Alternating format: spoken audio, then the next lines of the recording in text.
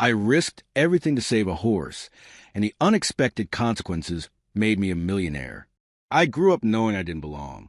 It wasn't something my parents, well, my adoptive parents, ever said outright, but I could feel it in the way they looked at me, like I was an obligation, not a son. I found out the truth when I was 10. It wasn't my parents who told me. It was old Mr. Gallagher, the nosy neighbor across the street who liked to drink whiskey on his porch and gossip with anyone who'd listen. I was helping him carry some groceries inside when he squinted at me and said, "Don't look a thing like your daddy, kid." Not surprising, though. You ain't his. I must have looked confused, because he gave me a slow nod like he'd just confirmed something I should have already known. That's when he told me I was adopted. I went home and asked my parents if it was true. My mother, Sarah, went pale, and my father, Tom, sighed like I just told him I crashed his truck into a ditch. "We were going to tell you eventually," he muttered before leaving the room. That was the end of it. No explanation, no details. Just a shrug and a closed door. But I couldn't let it go. I started asking questions, digging for answers. My mother wouldn't say much, but my grandmother, Tom's mom, gave me something. She handed me a small silver pendant in the shape of a horse. "Your real folks left this," she said. I clutched that pendant like it was the last piece of a puzzle I'd never get to finish. If my real parents loved horses, maybe that's why I was drawn to them, too. Even as a kid, I'd spend hours watching videos about them, reading about different breeds, imagining what it'd be like to have one of my own. There was a ranch a few miles out of town. Nothing fancy, just a family-owned place with a few horses and a lot of open land. Sometimes when I was feeling brave, I'd ride my bike out there and just watch. The owner, a big guy with a sun-worn face, caught me one day, and instead of chasing me off, he let me brush one of the horses. Later, he even let me ride one. When I came home that day, still grinning, my father took one look at me and scoffed. "You smell like a stable. What? You planning on shoveling horse waste for a living?" My mother chuckled and shook her head. "Maybe we should send you to live on a farm somewhere. You'd fit right in." It wasn't a joke to me. They laughed, but I felt the heat rise in my chest. I knew I couldn't say anything back. I wasn't their real son. I didn't have a right to talk back. So I swallowed it, like I always did. Emily was their real child, the golden one, the one who got everything without lifting a finger. She was 16, 2 years younger than me, and had our parents wrapped around her little finger. If she wanted something, she got it. Simple as that. New clothes? She had them delivered to the house in neatly wrapped boxes. A new phone? She barely had to ask. A car? That was a given for her 16th birthday. A sleek little sedan with a big red bow on top. Me?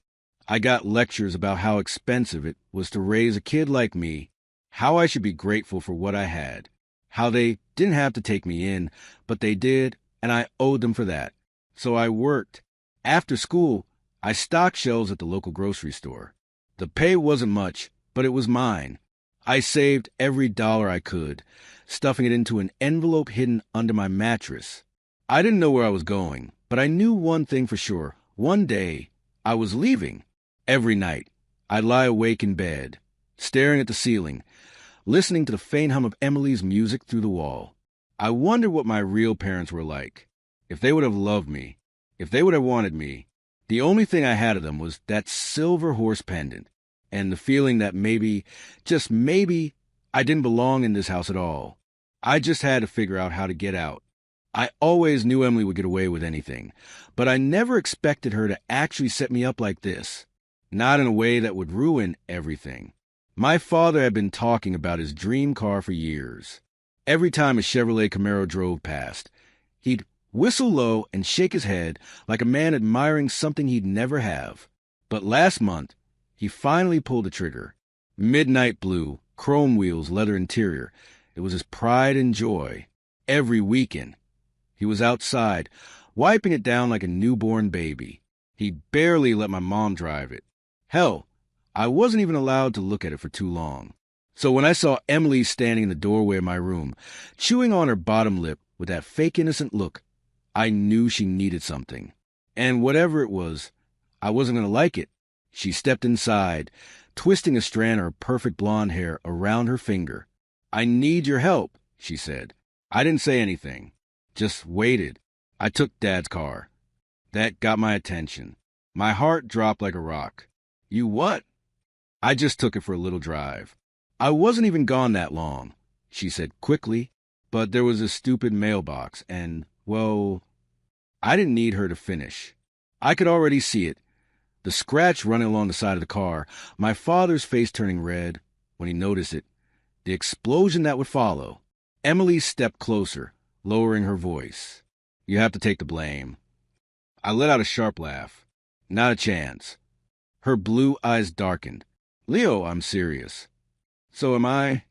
She took a deep breath and then, just like that, her expression changed. The fake sweetness was gone, replaced with something colder. If you don't, she said slowly, I'll tell Mom and Dad you, she paused, pretending to think, tried something with me. I felt like I'd been punched in the stomach. You wouldn't? She smirked. Oh, I would. And you know they believe me. She wasn't wrong. My parents never needed much of a reason to assume the worst about me. If Emily so much as hinted at something inappropriate, my life would be over. My dad would destroy me. And if he didn't, he'd at least make sure I wished he had. I clenched my jaw. Why are you doing this? Her lips curled into a small, satisfied smile. Because I can. I should have fought back. I should have done something. But instead, I sat there, staring at her, feeling my stomach twist into knots. I had no choice. None that wouldn't end with me in a worse situation than I was already in. Fine, I muttered, I'll do it. Emily's face lit up like she'd just won a prize. I knew you'd see it my way. When Dad came home later that evening, he went straight to the car, just like always. I sat in the living room, waiting for it to happen, my hands curled into fists so tight my nails dug into my palms. Then I heard it, a sharp curse, the sound of boots stomping against the driveway, and then his voice, booming through the house like a thunderclap. Leo. I didn't move right away. I took a second to breathe, to remind myself that none of this was fair, but that fairness had never been part of my life to begin with. Then I got up and walked outside. My father was standing by the Camaro, one hand gripping the roof like he needed to hold on to something to keep from exploding. The scratch ran along the driver's side door, glaring under the porch lights. My mother was behind him, arms crossed, eyes sharp. Emily was standing off to the side, her arms wrapped around herself like she was upset, like she was the victim. My father's nostrils flared. What the hell did you do to my car? I swallowed hard. I'm sorry. It was an accident. An accident. That was the best I could come up with. It wasn't much, but it didn't matter. He wasn't listening to anything other than his own anger. An accident? His face turned redder by the second. You took my car without permission and wrecked it? Behind him, Emily made a tiny sniffle, like she was holding back tears. I told him not to, she whispered, but he wouldn't listen. I looked at her then, really looked at her, and for the first time, I saw her for what she was. Not just a favorite child, not just a golden girl who got everything she wanted. She was a liar, a manipulator, and I'd let her win. My father took a step closer, jabbing a finger into my chest. Do you know how much money I put into this car? How many years I worked to afford it? I didn't answer. There was nothing I could say that would make a difference. His jaw tightened. You are a worthless, ungrateful little. He stopped himself, shaking his head like he couldn't even find the right word. You think we owe you something? After everything we've done for you? My mother wasn't saying anything, but I could see it in her eyes. She agreed with him. Then the final blow. Get out. I blinked. What? You heard me. His voice was sharp, final. You want to act like a screw-up? Fine. Go do it somewhere else. For a second, I thought maybe my mother would step in, that she'd tell him to calm down, that he was taking it too far. But she didn't say a word. Emily, standing just behind them, smiled. I felt something inside me break. I could have begged. I could have tried to tell the truth. But I knew it wouldn't matter. Not in this house. So I turned around and walked inside. I grabbed a duffel bag and stuffed in as much as I could. Some clothes, the little bit of cash I'd saved, my silver horse pendant. Then I walked back out. My father was still standing by the car, arms crossed. My mother looked away. Emily? She just kept smiling. I didn't say goodbye. I just kept walking. The air in motel rooms smelled like cheap disinfectant and old carpet, the kind of place where the walls were too thin, and you could hear the guy next door snoring like a chainsaw. The AC rattled in the window, struggling to push out something that resembled cold air, but failing miserably. The bed creaked under me as I sat down, staring at the duffel bag that held everything I owned. I ran a hand over my face. It still didn't feel real. 1 second, I was standing in my parents' driveway, my dad's face twisted in rage, my mom pretending I didn't exist, and Emily smiling. Now, I was here, in a motel room that probably hadn't been updated since the 90s, wondering how the hell I got to this point. I reached for the silver horse pendant around my neck, running my thumb over the engraved letters. LF, the only thing I had left of my real parents. The only proof they had existed at all. I let out a long breath and fell back onto the bed, staring at the ceiling. There was a weird brownish stain in the corner, and I wasn't about to investigate what it was. Instead, I let my mind drift. I'd always wondered why they gave me up. My real parents. Did they have a choice? Were they young and broke? Were they dead? Did they even want me in the first place? Or was I just a mistake they didn't bother keeping? The more I thought about it, the angrier I got. Not at them, at myself, for caring, for still wanting answers that I'd never get. Morning came too fast, and hunger hit even faster. I dug through my pockets, counting the crumpled bills I had left. Not much. Definitely not enough for 3 square meals a day. Maybe enough for gas station coffee and a pack of stale donuts. I needed a job. Fast. There was a small grocery store a few blocks away, tucked between a laundromat and a nail salon. The kind of place with flickering fluorescent lights and cashiers who looked like they had been working there since the dawn of time. I walked in, trying to look like someone who wasn't desperate. But let's be real. I was wearing the same clothes from yesterday, and I probably smelled like a mix of sweat and regret. The guy at the register barely glanced up. Help you? Yeah, you guys hiring? He gave me a long look. You got experience? I can lift stuff and put on shelves. Good enough. Talked to Rick in the back. Rick, the manager, looked like he'd seen it all. Gray hair, coffee stains on his polo, an expression that said he had no patience for nonsense.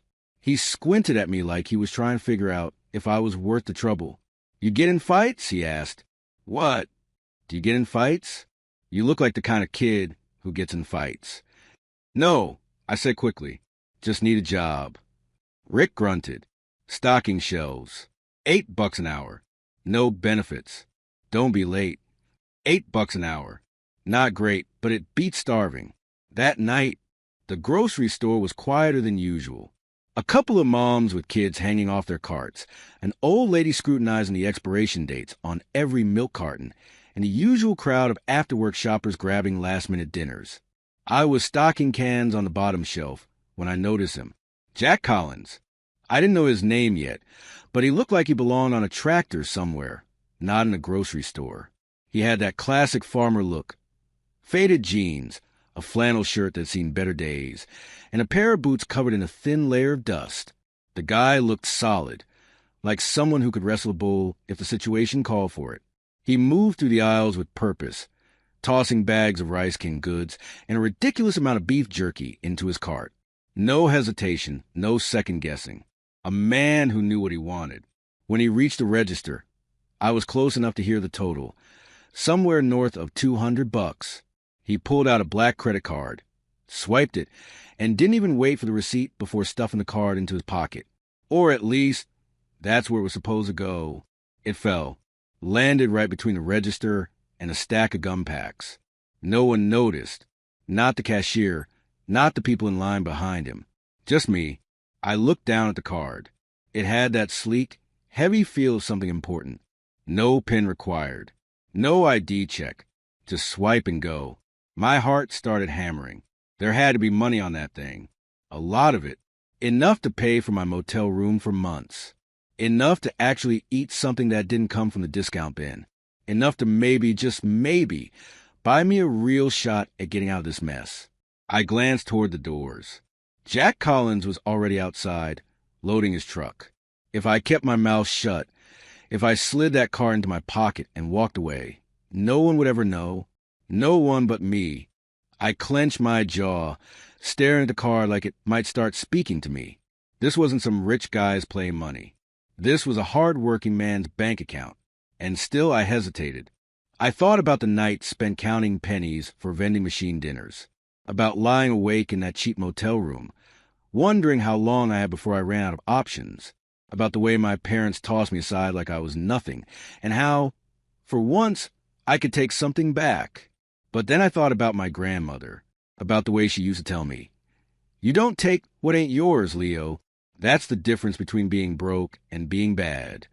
I let out a breath, muttered a curse under my breath, and took off after him. By the time I reached him, he was just about to climb into his truck. "Hey, sir, wait up." Jack turned, surprised. I held out the card, slightly out of breath.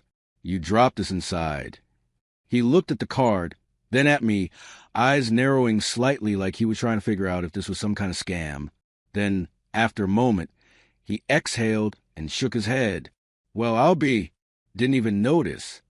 He took it from my hand, studying me a little closer this time. Not a lot of folks would have run after me like that. I just shrugged, suddenly feeling a little awkward. Didn't seem right to keep it. He gave a slow nod, like he was considering something. Then his gaze dropped to my chest. "That's a nice pendant." My hand instinctively went to the silver horse hanging around my neck. "Thanks." "You into horses?" That question hit differently. My grip on the pendant tightened. "Yeah," I said a little too quickly. "Always have been." Jack's lips curled into a small, knowing smile. "That's so." His truck was a Ford, the kind that had definitely seen some work, with mud caked on the tires and a couple of dents that told stories of their own. He tossed the last of his groceries in the back, then turned back to me. "You work here?" "Yeah, just stocking shelves." "Pays the bills, huh?" "Barely." I didn't mean to say that, but it slipped out. Jack chuckled. Ain't that the truth? World got a way of making young folks work twice as hard for half as much. I nodded, not sure what else to say. He studied me for another moment, then glanced down at the credit card in his hand. "Tell you what," he said, slipping it into his wallet. "I appreciate the honesty. Not a lot of that going around these days." I wasn't sure how to respond. A simple "no problem" felt too small for a moment that suddenly felt too big. Jack reached into his back pocket and pulled out a business card. "If you ever find yourself needing something different, look me up." I took it, staring down at the name. Jack Collins, Collins Ranch. A ranch. Something inside me kicked awake. The dream I'd been nursing for years. The one that felt too far out of reach. My own ranch. My own horses. A life where I didn't have to rely on whether someone else wanted me around or not. Jack gave me a nod. "Think about it." Then he climbed into his truck and pulled out of the lot, leaving me standing there, gripping his card like it was the most important thing in the world. And maybe it was. I didn't know it yet, but that moment, that choice, was about to change my life forever. I spent the rest of the night staring at Jack Collins' business card. Collins Ranch. I turned it over my fingers a dozen times, like it might change into something else if I kept looking at it. The idea of working with horses, real, living, breathing horses, not just watching videos about them, felt too good to be true. But what was the alternative? Another week of breaking down boxes at the grocery store while listening to Rick complain about how kids these days don't work hard enough. By morning, I'd made up my mind. I'd pack what little I had. Some clothes, a toothbrush, my phone charger, and, of course, my silver horse pendant. I had just enough money left to cover the bus fare out to the ranch, which was about 2 hours outside of town. It was exactly a luxury ride. Some guy a few seats away was eating something that smelled like gasoline and regret, but I didn't care. I was leaving. I was moving forward. When the bus finally dropped me off at a dusty roadside stop, I found myself staring at miles of open land. A long dirt road stretched out ahead of me, leading toward a fenced-in pasture where a few horses were grazing. Beyond that, a cluster of barns and a large, white farmhouse stood against the backdrop of rolling hills. This was it, Collins Ranch. I tightened my grip on my duffel bag and started walking. Jack was waiting by the main barn, leaning against a fence post like he'd been expecting me. He gave me a once-over, his expression unreadable. "Didn't think I'd see you this soon," he said. I shrugged, figured I'd check it out. He nodded toward the pasture. "Well, what do you think?" I glanced at the horses, sleek, powerful, and worth more money than I probably make in my lifetime. "They're incredible." Jack smirked. "Yeah, they are." He pushed off the fence post. "Come on, I'll show you around." We walked through the ranch, past rows of stalls where the scent of hay and leather filled the air. Jack explained that he specialized in breeding and training two types of horses, Arabian stallions, prized for their speed and endurance, and American quarter horses, built for agility and short-distance sprints. Each one of these animals could sell for tens of thousands of dollars, sometimes more if they were championship bloodlines. "These aren't just backyard ponies," Jack said. "Takes real work to take care of them." I swallowed hard. I'm not afraid of work. Jack studied me again, like he was testing me without saying out loud. Then he gestured toward a small house tucked near the main barn. "That's the bunkhouse. Used to be for ranch hands, but now it's just an extra space. It ain't fancy, but it's got a bed, a bathroom, and a kitchen. Comes with the job." I blinked. "You're offering me a place to stay? You want to commute 2 hours back to town every day?" "Fair point." He crossed his arms. "Here's the deal. You work hard. You stay out of trouble and you pull your weight, and I'll pay you more than whatever that grocery store was giving you. Plus, you eat with the rest of us, so you won't have to worry about food." I hesitated.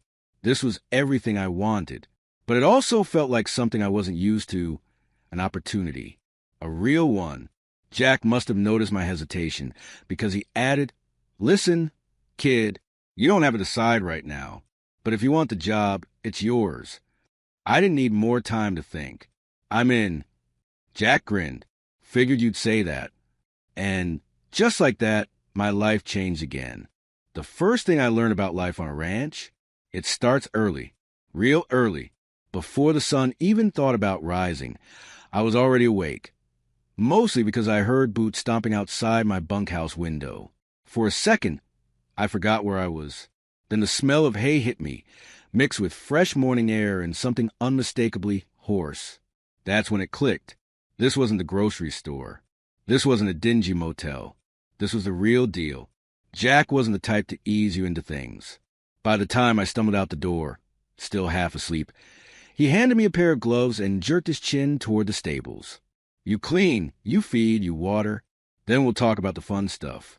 Turns out, the fun stuff wasn't fun at all. The ranch was something out of a movie. Rolling hills, endless pastures, and barns so clean you could probably eat off the floors. Not that I'd recommend it. The sun was barely up, but the horses were already moving, tails swishing as they waited for breakfast. I knew these weren't just any horses. Jack bred the best. Purebred thoroughbreds, built for speed and endurance, and American quarter horses, the kind that could cut, sprint, and turn on a dime. These animals were worth more than I'd probably ever see in my lifetime, and I was the guy cleaning up after them. And honestly, I didn't mind. Shoveling out stalls wasn't glamorous, but I liked the routine of it. The smell of fresh hay, the soft snorts from the horses, the way the morning light hit the pastures just right. It felt like I was part of something bigger than myself. By noon, I was sweaty, covered in dust, and smelled like a barn. That's when Jack finally leaned against the fence, arms crossed, and smirked. "Not bad for your first day. You're still standing." "Barely," I muttered, wiping sweat off my forehead with the back of my hand. My whole body ached, but in a good way. And that's when I saw her. She was leading a tall, black Arabian stallion out of the stables, moving like she was born in the saddle. Effortless confidence. She had that classic ranch girl look. Jeans tucked into her riding boots, blonde hair pulled back in a messy ponytail. 10 arms from working outside all day. And when she turned toward me, I swear my brain short-circuited for a second. Jack noticed. Of course he did. He smirked. That's my daughter, Sophia. Sophia. She patted the stallion's neck, then glanced at me. You're the new guy? I nodded, real smooth. Jack chuckled. Leo, meet Sophia. Sophia, this is Leo. She studied me like she was sizing me up, then tilted her head. Ever ridden before? Jack clapped a hand on my shoulder before I could answer. Boy here's good with horses. Just needs a little practice. Sophia raised an eyebrow. We'll see about that. Then she swung up into the saddle, like it was the easiest thing in the world, and rode off toward the open pasture. I had never believed in love at first sight, until now. The next few weeks hit me like a freight train. Life on a ranch wasn't for the weak. Every day started before sunrise, and every muscle in my body had officially filed complaints. Between mucking out stalls, hauling feed, and exercising young horses, I barely had time to breathe. But the weird part? I loved it. Jack wasn't the type to hand out compliments, but I noticed the way he watched me work. If I messed up, he let me know, but if I did something right, he gave a slight nod, his version of a gold medal.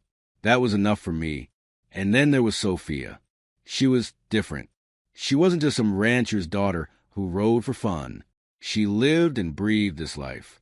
While I was still figuring out how to sit a trot without bouncing like a sack of potatoes, she was doing spins and sliding stops like it was nothing.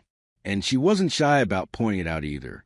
You hold the reins too tight, she told me one afternoon as we led 2 young quarter horses to the pasture. Relax your hands. I am relaxed. She smirked. If you were any stiffer, you'd turn into a statue. I rolled my eyes but loosened my grip. She was usually right, and she knew it. We started spending more time together. After work, we'd sit on the fence, watching the horses graze while the sky turned gold and pink. She'd talk about her dream of competing in big equestrian events, and I'd tell her about my dream of owning a ranch someday. You think you'll do it? She asked one evening, her voice softer than usual. I looked at the horses, then at her. I have to. For the first time in my life, that dream didn't feel so impossible, and neither did she. 2 years had passed, and life on the ranch had become more than just a job. It was home. Jack didn't say much, but I knew he respected me. He'd slap me on the shoulder after a long day and say things like, "Not bad, kid," which, coming from him, was basically a gold medal. And Sophia? Well, we were more than friends. We never put a label on it, but everyone knew. We spent almost every free minute together, whether it was riding, fixing fences, or just sitting by the pasture, watching the sun dip below the horizon. Jack saw it too, but he never said a word about it. He just had this way of looking at me that said, "Don't screw this up, kid." Everything was good, until the accident. It happened fast. Too fast. One of the young Arabian colts, barely a year old, had been running in the pasture when he spooked. Maybe it was a rattlesnake, maybe just a shadow, but whatever was sent him into a full sprint. The problem? He didn't see the fence in time. I heard the crack before I saw him go down. By the time I reached him, my stomach was in my throat. The colt, jet black, lean, and built like he was born to race, was lying on his side, breathing hard. His back leg was bent at an angle that didn't look natural. Jack was already jogging over, his face set like stone. One look, and I knew. "Damn it," Jack muttered, hands on his hips. "That's a break." Sophia was right behind him, her eyes wide. "Can we fix it?" Jack shook his head. "A horse like this?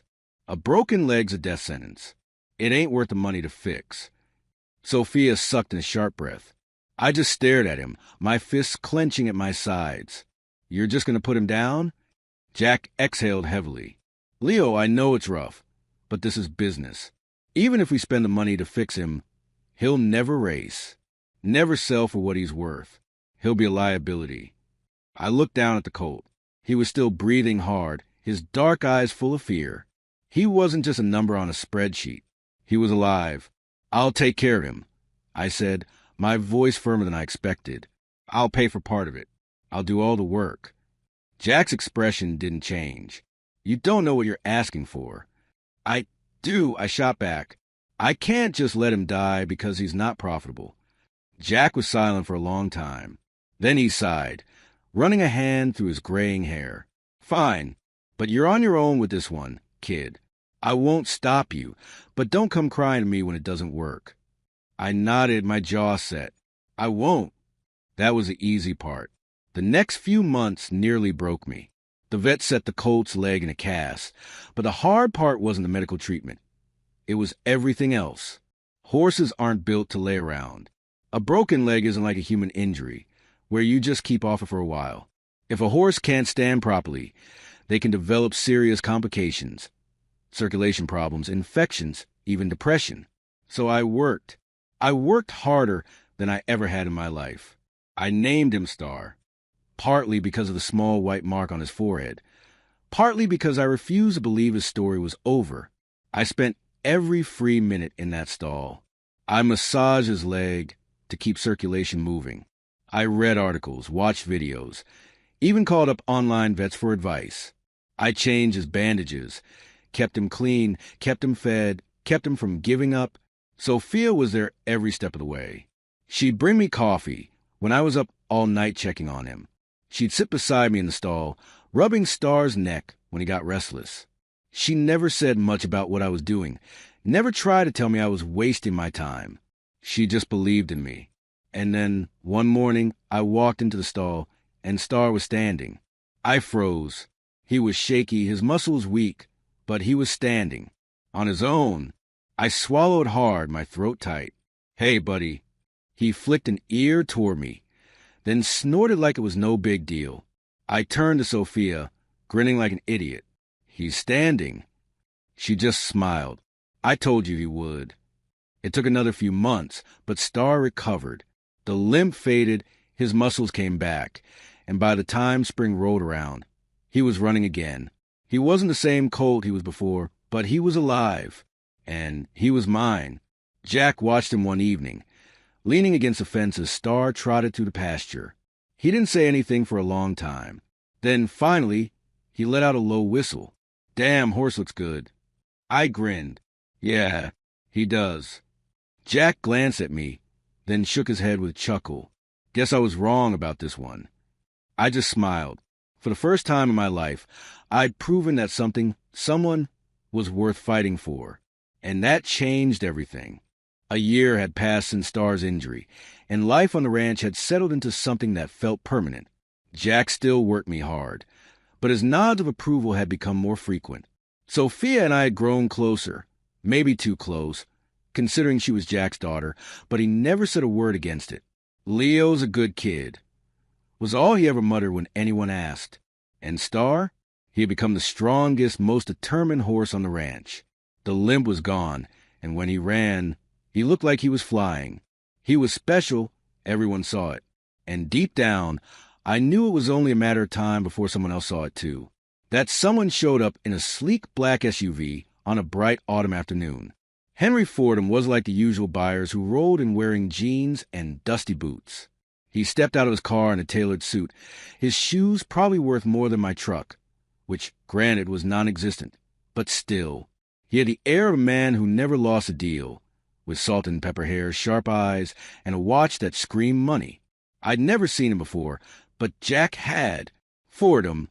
Jack greeted him, shaking his hand like he was holding back a sigh. "Didn't expect to see you out here." "I had to come see the stock myself," Fordham replied, adjusting his cuffs. "I'm looking for something special." I was in the stable, brushing down Star, when they walked by. I should have kept my head down and let Jack handle business, like always.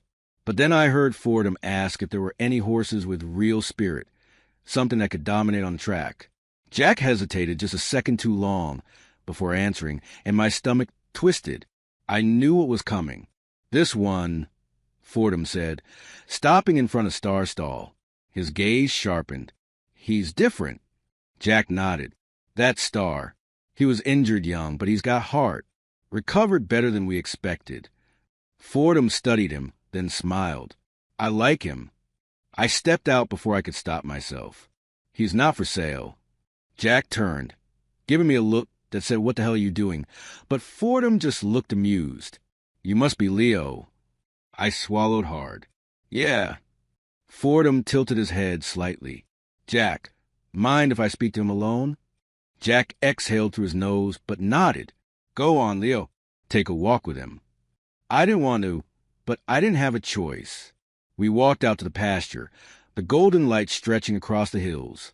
Fordham walked like a man who always knew where he was going, but I wasn't sure I liked where this conversation was headed. "You care about that horse," he said, glancing at me. "Yeah," I admitted. "He's not just some commodity." Fordham nodded like he understood, but I wasn't sure he did. "You saved him. That's admirable." I stayed silent. "He deserves a chance to prove himself," Fordham continued. "I can give him that. He'd have the best trainers, the best care. He could become something great." I gritted my teeth. "He already is great." Fordham exhaled. "Letting go of something you love isn't easy, Leo. But sometimes it's the best thing you can do." Something in my chest tightened. I didn't trust him, but I couldn't ignore that he wasn't wrong. I sighed, rubbing my temple. "Can I at least say goodbye?" Fordham nodded. "Of course." I walked back to Star's stall and ran a hand down his neck, my throat tight.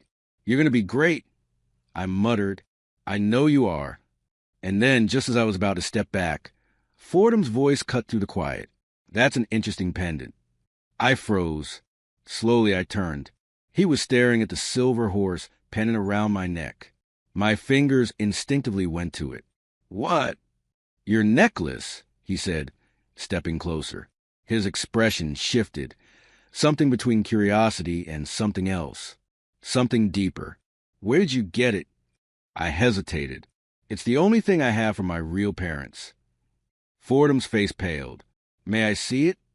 I hesitated, then unclasped it and handed it over. He turned it in his hand, his jaw tightening. His fingers brushed over the engraved letters like they meant something to him. "I had one just like this made 18 years ago," he said slowly. "For my son." The ground felt like it shifted under me. I let out a dry laugh, but there was no humor in it. "What are you saying?" Fordham's voice was steady, but his hands trembled slightly as he handed the pendant back. "I'm saying my son was taken from me when he was a baby. And this pendant? It's proof that you might be him." The world tilted. I took a step back. "That's impossible." Fordham met my gaze. "Is it?" Everything I thought I knew cracked down the middle. I'd spent my whole life believing my real parents had abandoned me, that I was unwanted. But now, this stranger, this powerful, wealthy man, was standing here, telling me that wasn't the truth, that maybe, just maybe, I had been stolen. I shook my head, my voice hoarse. "If that's true, why didn't you find me?" Fordham's jaw tightened. "It's a long story, Leo." The next 24 hours were a blur. I didn't sleep. How could I? 1 minute, I was a ranch hand, just a guy trying to make a life for himself. The next, a millionaire was telling me I might be his long-lost son. It felt like something out of a bad TV drama, the kind Jack would grumble about while flipping through channels. But this was real. Too real. Fordham insisted on a DNA test. "I need to be sure," he said. "For my wife. For myself." "I can't," he hesitated, rubbing his temple. "I can't put her through false hope." I agreed, not because I was desperate for a family, but because I needed the truth. I'd lived too long not knowing where I came from. Even if the answer wasn't what I wanted, I had to hear it. Jack drove me into town early the next morning, neither of us saying much. When we got to the clinic, Fordham was already there, dressed down in jeans and button-up, but still looking like he didn't belong anywhere that smelled like antiseptic. The test was quick, a simple swab of the cheek. The results, though, they would take a day. A very long day. Back at the ranch. Sophia found me in the stables, brushing Star like my life depended on it. She leaned against the stall, watching me. "You okay?" I let out a breath. "I don't know." She didn't push. That was the thing about Sophia. She always knew when to give me space. But after a moment, she said, "If it's true, you'll finally have a real family." I turned to her, my grip tightening on the brush. You think you and Jack are my real family? Her eyes softened. That's not what I meant. I sighed, shaking my head. No matter what happens, you and Jack, you'll always be my family. A small smile tugged at her lips. Good. And just like that, I could breathe again. The next morning, Fordham called. "Lo," he said, his voice thick with emotion. "It's you. You're my son." I didn't know what to say. My throat closed up. My whole life, I'd imagined this moment, finding out the truth, but I never expected it to feel so overwhelming. Fordham must have sensed it because he exhaled, steadying himself. "I need to tell you everything." An hour later, we sat in Jack's kitchen, the smell of coffee lingering in the air as Fordham told me the story of my disappearance. 18 years ago, I had been taken from him and his wife, Elizabeth. It wasn't a complicated plot or some dark conspiracy. It was a moment of carelessness turned into tragedy. Their nanny had left me in the car while she loaded groceries into the trunk. She turned her back for less than a minute. When she turned back around, the car was gone, and so was I. The police searched. Fordham spent millions on private investigators. But whoever took me didn't want ransom money. They had abandoned the car states away, left me somewhere no one would think to look. Eventually, I was found, placed in a system that never bothered to find out where I came from. And somehow, I ended up in the hands of the people who raised me. I stared at the table, my mind spinning. So, they didn't just leave me. Fordham shook his head. "No, we never stopped looking for you." Something inside me cracked. I had spent my whole life thinking I was unwanted, that my real parents had left me behind. And now, here was this man, this stranger who shared my blood, telling me that wasn't the truth at all. They had wanted me. They had searched for me. They had never given up. I swallowed hard. "Your wife, does she know?" Fordham's throat worked as he nodded. "She's waiting for you." The drive to California felt surreal. Jack insisted on taking me to the airport himself, though he didn't say much the whole ride. Just before I got out, he finally spoke.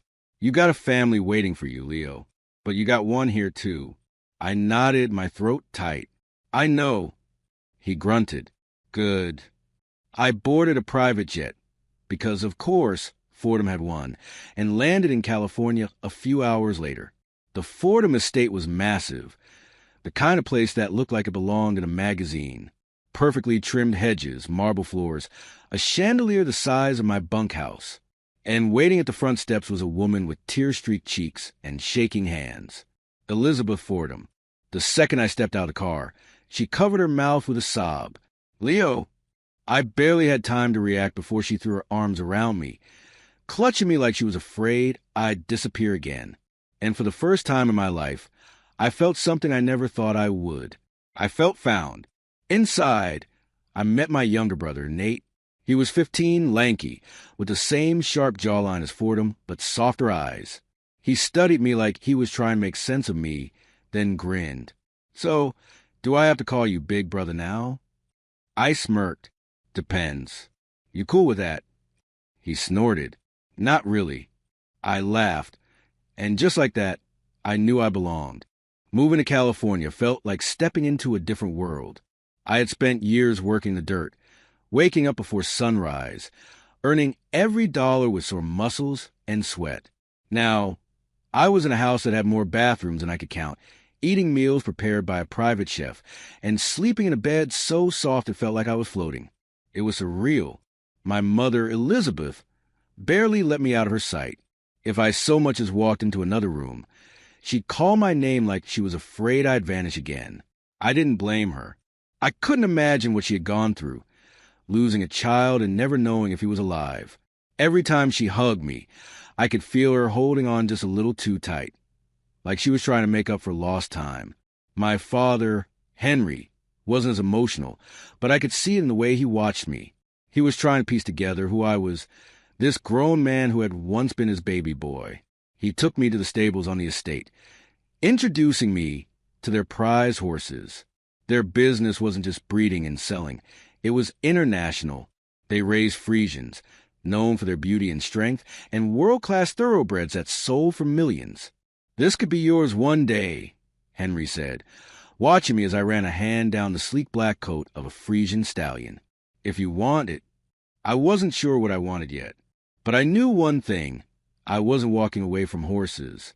They were in my blood, one way or another. A few weeks after I moved, Sophia showed up in California. She stepped out of a rental truck, hands on her hips, squinting up at the estate like she couldn't decide if she was impressed or annoyed. So, this is where you've been hiding? I grinned, figured I'd upgrade from the bunkhouse.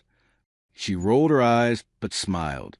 Then, before I could say anything else, she threw her arms around me. I missed you. I held her tight. Missed you too. She had been my home before I even realized it, and I wasn't about to lose her.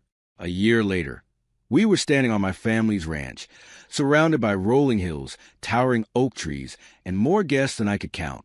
Sophia wore a simple white dress, her blonde hair curled, her eyes bright with happiness. We got married at sunset, with the horses grazing in the distance, the golden light wrapping around us like something out of a dream. Jack stood at my side, grumbling about having to wear a suit, but looking proud anyway. My younger brother, Nate, was my best man, and for the first time in my life, I felt like everything was exactly as it was meant to be. As we exchanged vows, I caught my mother wiping away tears, my father standing beside her with a rare, soft smile. And when I kissed Sophia, I knew I had finally found my place in the world. A few weeks after the wedding, Jack drove up to the ranch with a horse trailer. I knew what was inside before he even stepped out of the truck. He met my eyes, smirking. Figured you might want this. I opened the trailer, and there he was, Star, standing tall, ears perked, like he knew he was home. Jack clapped me on the shoulder. Ain't no horse better suited for you. I swallowed past a lump in my throat, running a hand down Star's neck. Thank you. Jack just nodded. Take care of him. I led Star out into the pasture, letting him run free. He had been through hell, and so had I, but we had both made it through, and we weren't going anywhere. Years passed. I didn't just become part of my family's business. I helped take it to another level. I took what I had learned on Jack's ranch and applied it here, making sure that even in this world of luxury, the horses came first. My father respected that, and when he finally decided to retire, he handed the business over to me. I'd built a life I never could have imagined. The boy who once slept in a motel room with nothing but a duffel bag now lived on a sprawling estate, running one of the most prestigious horse breeding operations in the world. And best of all, I had Sophia by my side.